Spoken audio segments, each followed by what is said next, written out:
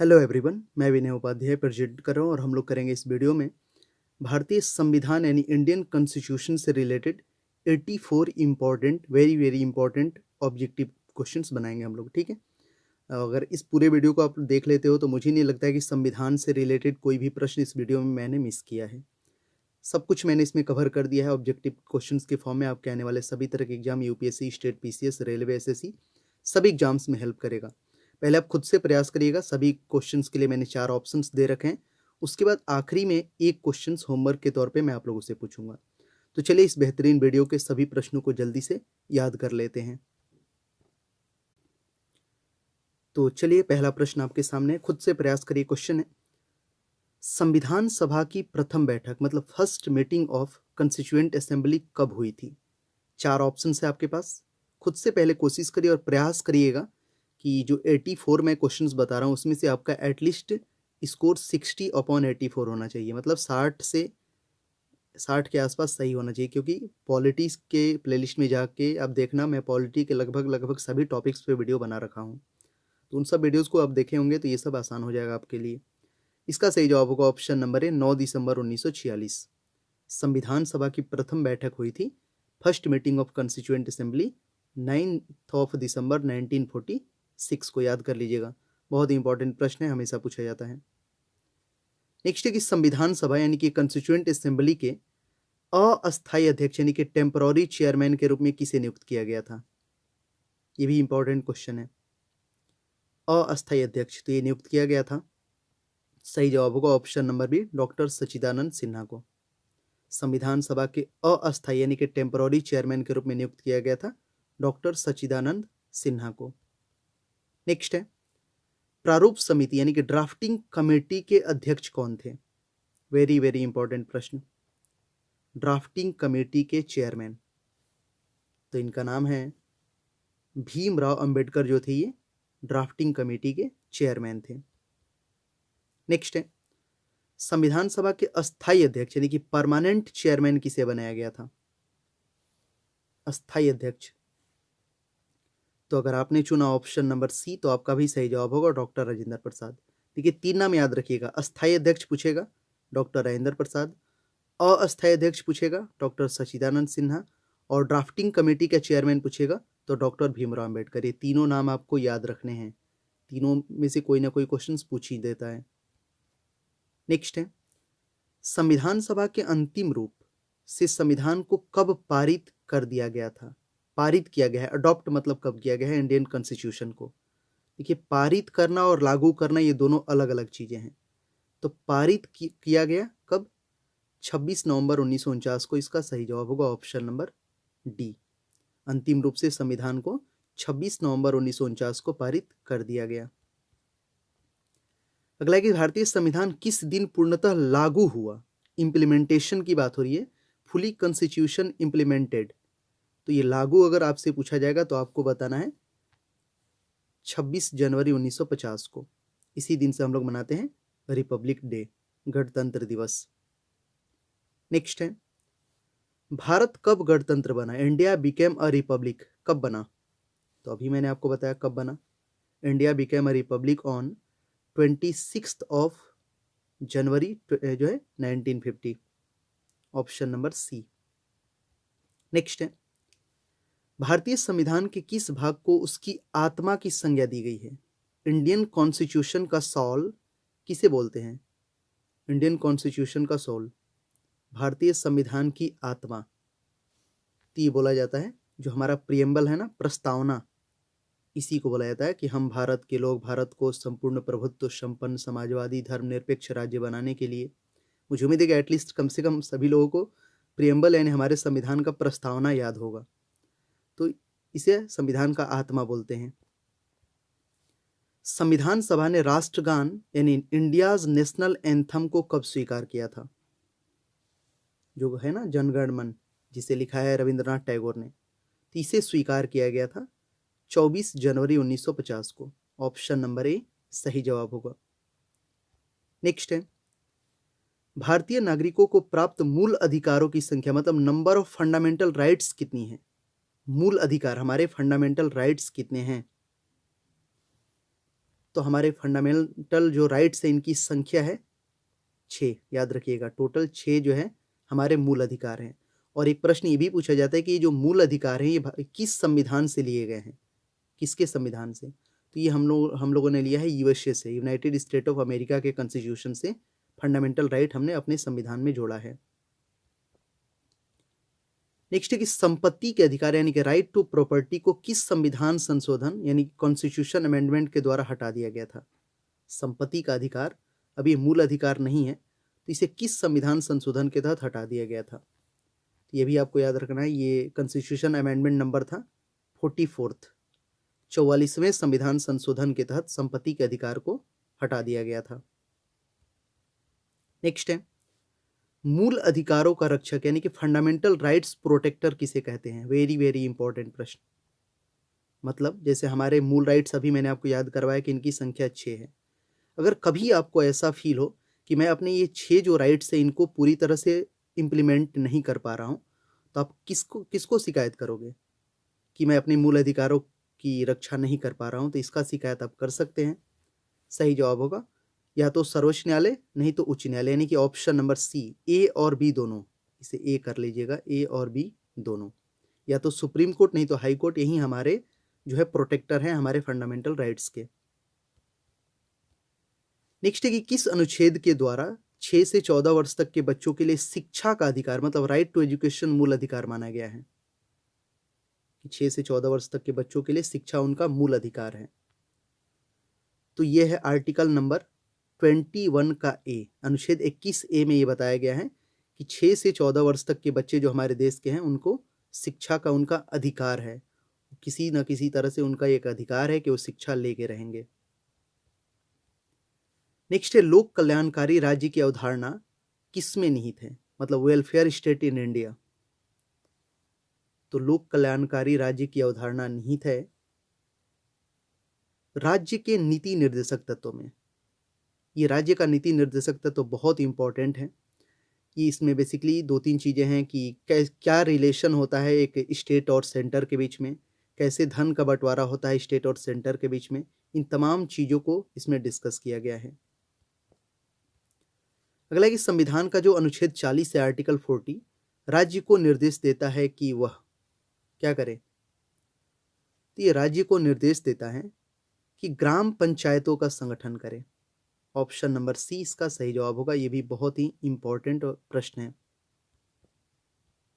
अगला कि संविधान में मूल कर्तव्य यानी कि फंडामेंटल ड्यूटीज को शामिल करने की प्रेरणा किस देश के संविधान से ली गई है? अब देखिए फंडामेंटल ड्यूटीज की बात हो रही है, जैसे हमारे कुछ फंडामेंटल राइट्स हैं वैसे ही मतलब हमारे कुछ फंडामेंटल ड्यूटीज भी बनते हैं, हमारे कर्तव्य। तो ये लिया गया है रूस के संविधान से फंडामेंटल ड्यूटीज, और फंडामेंटल राइट्स मैंने याद करवाया था अमेरिका के संविधान से, तो दोनों याद रखिएगा। अगला कि संविधान में मूल कर्तव्य की कुल संख्या कितनी है? फंडामेंटल राइट्स हैं 6 और फंडामेंटल ड्यूटीज अगर आपसे पूछा जाएगा तो इनकी संख्या है 11। ऑप्शन नंबर बी सही जवाब है। नेक्स्ट है संविधान में मूल कर्तव्यों को किस समिति की अनुशंसा के आधार पर शामिल किया गया? मूल कर्तव्य जो है फंडामेंटल ड्यूटीज ये किसकी अनुशंसा पे शामिल किया गया था? ये भी प्रश्न आता है। तो इनका नाम, ये समिति का नाम रखिएगा, याद रखिएगा, मतलब इनका नाम है स्वर्ण सिंह समिति। इसी कमेटी की अनुशंसा पे फंडामेंटल ड्यूटीज को हमने अपने कॉन्स्टिट्यूशन में शामिल किया था। अगला प्रश्न है भारतीय संघ की शक्ति मतलब executive power of the union किस में निहित है? तो जो संघ की शक्ति बात हो रही है, जो सेंटर का पावर है वो है राष्ट्रपति के पास। ऑप्शन नंबर सी सही जवाब होगा। Executive power of the union is president. अगला है राष्ट्रपति के निर्वाचक मंडल में शामिल है, मतलब जो इलेक्शन होता है प्रेसिडेंट का, उसमें कौन कौन लोग शामिल होते हैं? तो इसका सही जवाब होगा, ध्यान से चारों ऑप्शंस को अगर आप पढ़िएगा, खुद से वीडियोस को रोक के आप समय ले सकते हैं, लेकिन मैं थोड़ा जल्दी बताने की कोशिश कर रहा हूँ। देखिए इसका सही जवाब होगा, चारों ऑप्शंस में से होगा ऑप्शन नंबर सी, ये संसद है। तो संसद के दोनों सदनों के निर्वाचित सदस्य एवं राज्यों की विधानसभा के निर्वाचित सदस्य ही वोटिंग करते हैं, मतलब ये पार्टिसिपेट करते हैं राष्ट्रपति के इलेक्शन में। मतलब राज्यसभा का मेंबर, लोकसभा का मेंबर और जो लेजिस्लेटिव असेंबली है जिसको विधायक बोलते हैं, ये लोग शामिल होते हैं। अगला एक राष्ट्रपति के कार्यकाल की अवधि होती है, तो ये तो बहुत सिंपल सा बात है। 5 वर्ष का राष्ट्रपति हमारे लिए चुने जाते हैं और इनकी मिनिमम आयु 35 वर्ष होनी चाहिए। ठीक है। नेक्स्ट है राष्ट्रपति पद के चुनाव के लिए कौन सी विधि अपनाई जाती है? Election method of president India. Election method of president of India, किस विधि से राष्ट्रपति का चुनाव होता है? तो ये मेथड है ये सभी, मतलब अनुपातिक प्रतिनिधित्व, एकल संक्रमणीय और अप्रत्यक्ष मतदान, ये तीनों होता है। नेक्स्ट है कि निर्विरोध चुने जाने वाले राष्ट्रपति मतलब अनकॉन्टेस्टेड प्रेसिडेंट हैं, मतलब कोई उनके खिलाफ खड़ा ही नहीं था, ऐसे ही निर्विरोध जीत गए। तो ये एकमात्र राष्ट्रपति हैं Neelam Sanjiva Reddy. Option number B सही जवाब होगा। नेक्स्ट है कि राष्ट्रपति पर महाभियोग का आरोप मतलब इम्पीचमेंट ऑफ प्रेसिडेंट संसद के किस सदन द्वारा लगाया जा सकता है? महाभियोग, ये भी बहुत ही बेहतरीन प्रश्न है। राष्ट्रपति को हटाने का भी समझ जाइए कि हमारे यहाँ हमारे संविधान में नियम है। जैसे अभी हाल ही में आपको पता होगा कि अमेरिका में ये चल रहा है, अमेरिका के जो राष्ट्रपति हैं डोनाल्ड ट्रंप, उन पे अभी इम्पीचमेंट लगाया गया है हाल ही में। देखिए उसका रिजल्ट क्या होता है। तो भारत में जो है कौन लगा सकता है, कौन सा सदन? तो देखिए किस संसद के किसी सदन द्वारा ही लगाया जा सकता है, चाहे वो लोकसभा हो या राज्यसभा। लेकिन जब ये इम्पीचमेंट लगता है मतलब महाभियोग लगाने से ठीक 14 दिन पहले राष्ट्रपति को सूचना देना पड़ता है। और ये किस आर्टिकल के तहत होता है? तो ये होता है 61, याद रखिएगा, अनुच्छेद 61 के तहत राष्ट्रपति पर महाभियोग लगा के राष्ट्रपति को हटाया जा सकता है संसद के किसी भी सदन द्वारा। नेक्स्ट है भारतीय सेना में इंडियन आर्मी का सर्वोच्च सेनापति सुप्रीम कमांडर कौन होता है? तो जो भारतीय सेना है ना, आर्मी, एयरफोर्स, नेवी, उसका सुप्रीम कमांडर होता है भारत का राष्ट्रपति। नेक्स्ट है भारतीय संविधान के अनुसार संघ की कार्यपालिका शक्ति मतलब executive power of the union किसमें निहित होता है? तो ये तो अभी प्रश्न मैंने आपको याद करवाया ना, राष्ट्रपति इसका सही जवाब होगा। नेक्स्ट है उपराष्ट्रपति के निर्वाचक मंडल में शामिल होते हैं, मतलब जो वाइस प्रेसिडेंट का इलेक्शन होता है उसमें कौन कौन लोग होते हैं? तो देखिए इसमें बेसिकली लोग होते हैं राज्यसभा और लोकसभा के सदस्य होते हैं उपराष्ट्रपति के चुनाव में। अगला कि राष्ट्रपति राज्यसभा से के कितने सदस्यों को मनोनीत कर सकता है? देखिए राज्यसभा की बात हो रही है, ध्यान दीजिएगा। तो राष्ट्रपति राज्यसभा में 12 लोगों को, 12 मेंबर नॉमिनेट कर सकता है।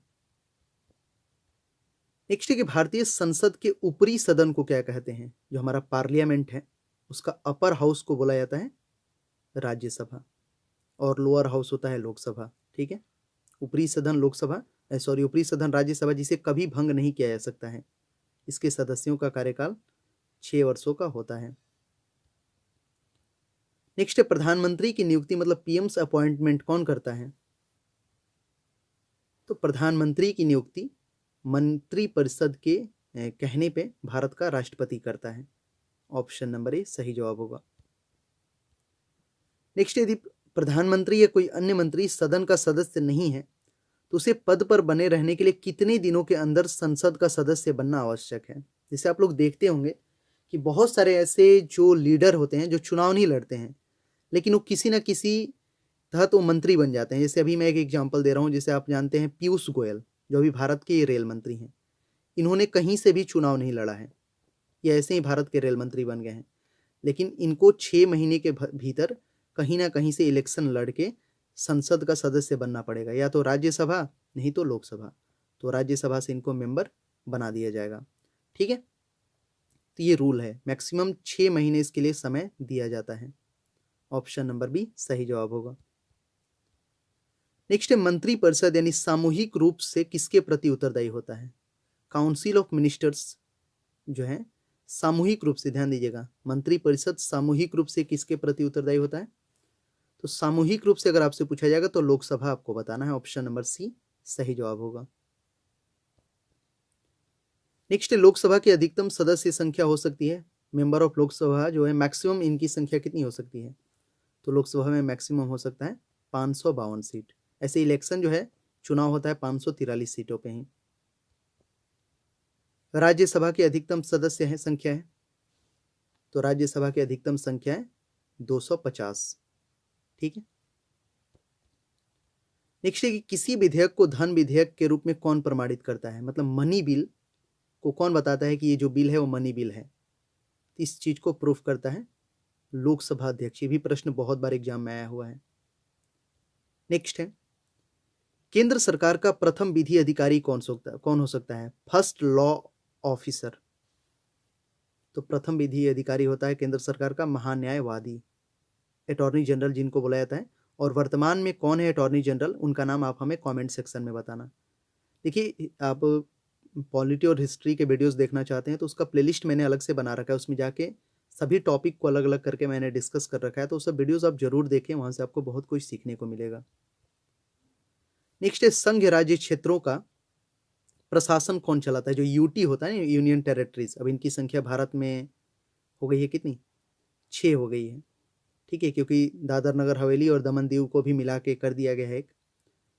तो इसका सही जवाब होगा, वो होगा इसका जो है 6 नहीं, आप 7 बोल सकते हो, सॉरी, क्योंकि 2 और बने थे ना, लद्दाख और जम्मू कश्मीर, तो इनकी संख्या 7 हो गई है। तो यूटी को प्रशासन जो है कौन होता है, सही जवाब होगा राष्ट्रपति द्वारा नियुक्त प्रशासक, इसका सही जवाब होगा। देखिए, उपराज्यपाल अगर आप लगाते हैं तो गलत हो जाएगा, हर जगह एलजी नहीं है। ठीक है ना, कुछ जगह हैं जिनको प्रशासक बोला जाता है, और एलजी भी प्रशासक ही होता है जो राष्ट्रपति द्वारा नियुक्त होता है। भारत के प्रथम राष्ट्रपति कौन थे, ये तो बहुत आसान सवाल है। पहले राष्ट्रपति डॉक्टर राजेंद्र प्रसाद। नेक्स्ट है, स्वतंत्र भारत के पहले भारतीय गवर्नर जनरल कौन थे, स्वतंत्र भारत के पहले, ये थे चक्रवर्ती राजगोपालाचारी। इस तरह के प्रश्नों को याद रखिएगा, ये सब भी पूछा जाता है। राष्ट्रपति द्वारा लोकसभा तथा राज्यसभा में मनोनीत किए जाने वाले सदस्यों की संख्या है। तो राज्यसभा वाला तो मैंने आपको अभी याद करवाया था, लोकसभा इसमें पहले ऐड किया है, तो लोकसभा में 2 और राज्यसभा में 12। ऑप्शन नंबर बी सही जवाब होगा। लोकसभा एवं राज्यसभा के 2 अधिवेशनों के बीच अधिकतम कितने समय का अंतर होना चाहिए, तो अधिकतम जो है अंतर होना चाहिए मैक्सिमम 6 महीना, 6 महीना से ज्यादा का अंतर नहीं होना चाहिए दोनों अधिवेशन के बीच। नेक्स्ट है, राज्य की कार्यपालिका का प्रमुख कौन होता है, जैसे संघ की कार्यपालिका का मुख्य प्रमुख होता है राष्ट्रपति, वैसे ही राज्य की कार्यपालिका का प्रमुख होता है राज्यपाल। बहुत सारी सिमिलरिटीज मिलती हैं राज्यपाल और राष्ट्रपति में, जैसे मुख्यमंत्री और प्रधानमंत्री की मिलती है। संविधान के अनुसार विधानसभा के सदस्यों की अधिकतम संख्या होती है, विधानसभा, तो विधानसभा की अधिकतम संख्या होती है 500। ऐसे आप हमें कमेंट सेक्शन में बताना कि किस राज्य के विधानसभा में मैक्सिमम सीट है, मैक्सिमम। ठीक है, उसका नाम बताना उस राज्य का, और वहां के विधायकों की संख्या भी बताना आप। वर्तमान में भारत में कुल कितने राज्यों में विधान परिषद विद्यमान है, देखिए ध्यान दीजिएगा, वर्तमान में पूछा है, लेजिस्लेटिव काउंसिल्स, ये राज्य के ऊपर डिपेंड करता है कि वो रख सकते हैं, नहीं तो नहीं रख सकते हैं। वर्तमान में अगर आपसे पूछा जाएगा तो आप 6 बताना, पहले 7 था लेकिन अब 7 नहीं रहा, क्यों, क्योंकि जम्मू कश्मीर अब राज्य नहीं रहा, ये बन गया है अब यूटी। ठीक है, तो जम्मू कश्मीर में भी था लेजिस्लेटिव काउंसिल्स, विधान परिषद, लेकिन अब नहीं है, अब इनकी संख्या 6 है। राज्य का मंत्रिमंडल सामूहिक रूप से किसके प्रति उत्तरदायी होता है, सामूहिक रूप से पूछा है, तो सामूहिक रूप से सही जवाब होगा, राज्य का बात हो रहा है ना, तो विधानसभा इसका सही जवाब होगा। और व्यक्तिगत रूप से अगर आपसे पूछा जाएगा तो आपको मुख्यमंत्री जवाब देना है।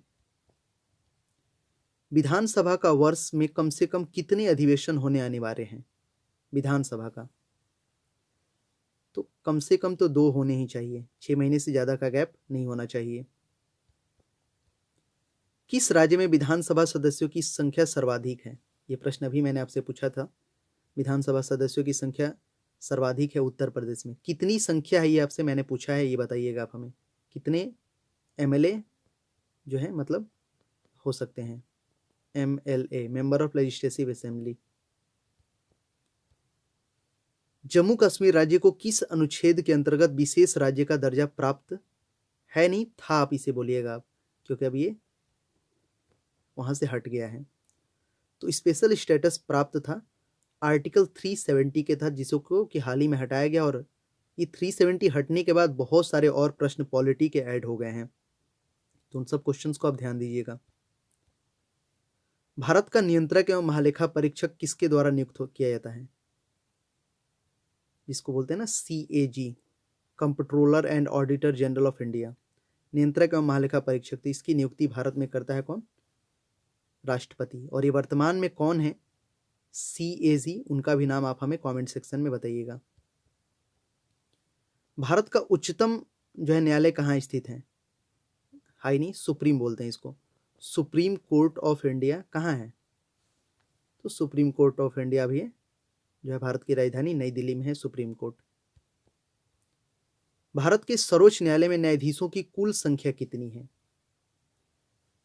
तो न्यायाधीशों की कुल संख्या भी हाल ही में आपको पता है कि बढ़ाया गया था। पहले था 30+1, मतलब 30 न्यायाधीश और एक मुख्य न्यायाधीश। अब इनकी संख्या हो गई है 33+1, 33 न्यायाधीश और एक मुख्य न्यायाधीश, यानी अब टोटल हो गए हैं 34। इसका सही जवाब होगा। हाल ही में 10% बढ़ाया गया था। नेक्स्ट है, सर्वोच्च न्यायालय के मुख्य न्यायाधीशों की नियुक्ति कौन करता है? तो सर्वोच्च न्यायालय के मुख्य न्यायाधीशों की नियुक्ति भारत का राष्ट्रपति करता है। ऑप्शन नंबर बी सही जवाब होगा।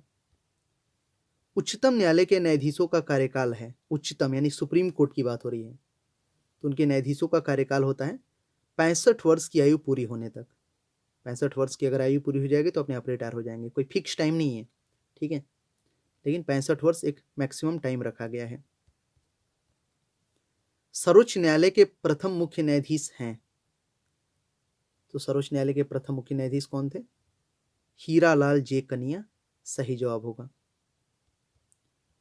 नेक्स्ट, वर्तमान में भारत में उच्च न्यायालयों की संख्या कितनी है? ये इंपॉर्टेंट प्रश्न है। वर्तमान में भारत में जो टोटल हाई कोर्ट है, देखिए ऑप्शंस में तो दिया ही नहीं है, ऑप्शंस इसमें नहीं है। इसका सही जवाब होगा 25, इसे याद कर लीजिएगा। टोटल 25 हाई कोर्ट अब भारत में हो गए हैं। अभी हाल ही में सबसे लेटेस्ट जो बना है वो बना है जो है आंध्र प्रदेश का हाई कोर्ट। पहले आंध्र प्रदेश तेलंगाना का एक ही था, लेकिन आंध्र प्रदेश का भी नया हाई कोर्ट बना है, तो इसकी संख्या टोटल भारत में 25 हो गई है। पहले 24 था, ठीक है, इसमें हैदराबाद वाला ऐड नहीं किया था, नहीं तो 25 अब कर लीजिएगा। उच्च न्यायालय के मुख्य न्यायाधीशों की नियुक्ति कौन करता है? उच्च न्यायालय यानी यहाँ पे बात हो रहा है हाई कोर्ट, तो देखिए हाई कोर्ट का भी मुख्य न्यायाधीश का नियुक्ति भारत का राष्ट्रपति ही करता है। उच्च न्यायालय के न्यायाधीशों के कार्यकाल की सीमा होती है, हाई कोर्ट के न्यायाधीश की बात हो रही है, तो अपनी उम्र के 62 वर्ष पूरे होने तक। उच्चतम न्यायालय होता तो 65 हो जाएगा, और जब मतलब सुप्रीम कोर्ट तो 65 वर्ष उनकी एज के रिकॉर्डिंग, और जब हाई कोर्ट होगा तो 62 वर्ष पूरे होने तक। किस उच्च न्यायालय की आधिकारिकता सर्वाधिक क्षेत्रों पर है, मतलब उसके अंडर में बहुत ज़्यादा स्टेट्स आता है? तो यह है Guwahati high court. North east के में अकेले यही एक हाई कोर्ट है, गुवाहाटी हाई कोर्ट। किस उच्च न्यायालय में सर्वाधिक संख्या में न्यायाधीश कार्यरत हैं? तो सबसे बड़ा जो है हाई कोर्ट भारत का ही नहीं बल्कि एशिया का सबसे बड़ा हाई कोर्ट है, जहां सबसे ज़्यादा जज बैठते हैं, यह है इलाहाबाद हाई कोर्ट, ठीक है। नेक्स्ट है, संविधान के किस अनुच्छेद के द्वारा राष्ट्रपति को सर्वोच्च न्यायालय से परामर्श मांगने का अधिकार प्राप्त है? मतलब प्रश्न यह है कि अगर कहीं सजेशंस लेना है, सलाह लेना है भारत के राष्ट्रपति को, जो कि भारत का राष्ट्रपति तो सबसे बड़ा है, लेकिन अगर उसको भी कभी सलाह की जरूरत पड़ेगी तो सलाह ले सकता है सुप्रीम कोर्ट से। किस आर्टिकल के तहत? तो है आर्टिकल नंबर 143, याद रखिएगा, ये भी इंपॉर्टेंट है। किस केंद्र शासित प्रदेश यानी यूनियन टेरिटरी का अपना उच्च न्यायालय है? तो टोटल यूटी भारत में 7 हो गए हैं और किसी के पास नहीं है, देखिए, ठीक है। इसका सही जवाब होगा ऑप्शन नंबर डी, किसी के पास नहीं है उच्च न्यायालय, दिए गए ऑप्शंस में से, ठीक है। ऐसे अगर इसमें दिल्ली रहता तब तो हो जाता, क्योंकि दिल्ली के पास है हाई कोर्ट, ठीक है, इसमें तो दिल्ली है नहीं। राष्ट्रपति राष्ट्रीय आपात की उद्घोषणा किन परिस्थितियों में कर सकता है? नेशनल इमरजेंसी, मतलब पूरे देश में इमरजेंसी, जो इंदिरा गांधी के टाइम लगा था, तो इसके लिए सिचुएशन है ये सभी, अगर युद्ध का टाइम हो, बाह्य आक्रमण हो या सशस्त्र विद्रोह हो। नेक्स्ट है कि भारत में अब तक कितनी बार राष्ट्रीय आपात की घोषणा की जा चुकी है? नेशनल इमरजेंसी का अनाउंसमेंट कितनी बार हुआ है? तो अभी तक भारत में 3 बार आपातकाल लगा है, ठीक है। युद्ध के ही समय लगा है, आपको पता होगा, ठीक है। तो 3 बार नेशनल इमरजेंसी लगी हुई है। अगला है, भारत में राष्ट्रपति किस अनुच्छेद के अंतर्गत देश में राष्ट्रीय आपात की घोषणा करता है? नेशनल इमरजेंसी किस आर्टिकल के तहत लगेगा? तो नेशनल इमरजेंसी लगता है आर्टिकल 352 के तहत, अनुच्छेद 352 के तहत लगता है। पूरे देश भर में इमरजेंसी लगा सकता है राष्ट्रपति।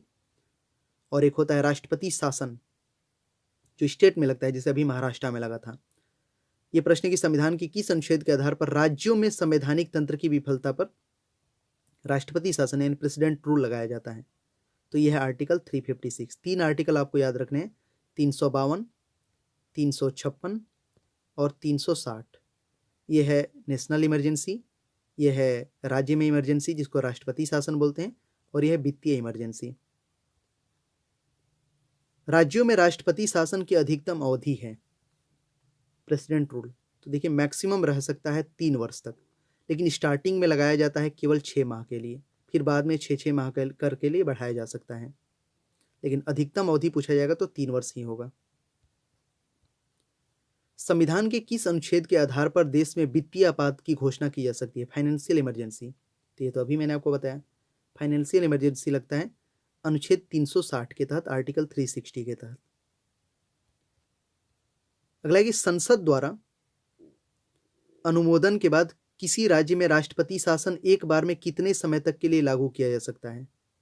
तो पहली बार अभी मैंने बताया ना कि पहली बार लग सकता है 6 महीने के लिए, फिर इसको 6-6 महीने करके लिए बढ़ाया जा सकता है, मैक्सिमम 3 ईयर्स तक हो सकता है। नेक्स्ट है, राज्य में राष्ट्रपति शासन लगाने की स्थिति में कितने दिनों के अंदर उसकी संसद से स्वीकृति आवश्यक है? तो अगर किसी राज्य में राष्ट्रपति शासन लग गया है तो इसकी संसद से स्वीकृति जरूरी है 60 दिन के अंदर, 2 महीने के अंदर इसका सही जवाब होगा। नेक्स्ट है कि दल बदल यानी पार्टी चेंजेस, जैसे आप देखते हो कोई बीजेपी में है तो कांग्रेस में है तो बीजेपी, ऐसे ही पार्टी बदलते रहते हैं ना लोग, तो इससे संबंधित कानून का उल्लेख किस अनुसूची में है, किस शेड्यूल में है? तो ये है 10वीं अनुसूची में। 10वीं अनुसूची के ही तहत ये कोई भी किसी भी पार्टी में जब मन करे तब जा सकता है, आ सकता है। तो याद रखिएगा 10th शेड्यूल बहुत इंपॉर्टेंट है, 10वीं अनुसूची। संविधान द्वारा कितनी भाषाओं को मान्यता प्रदान की गई है? Recognition of languages. तो हमारे संविधान में 22 भाषाओं को मान्यता प्राप्त है, ठीक है। 73वां संविधान संशोधन संबंधित है, 73rd constitution amendment is related to, सही जवाब होगा option number D, Panchayati Raj से।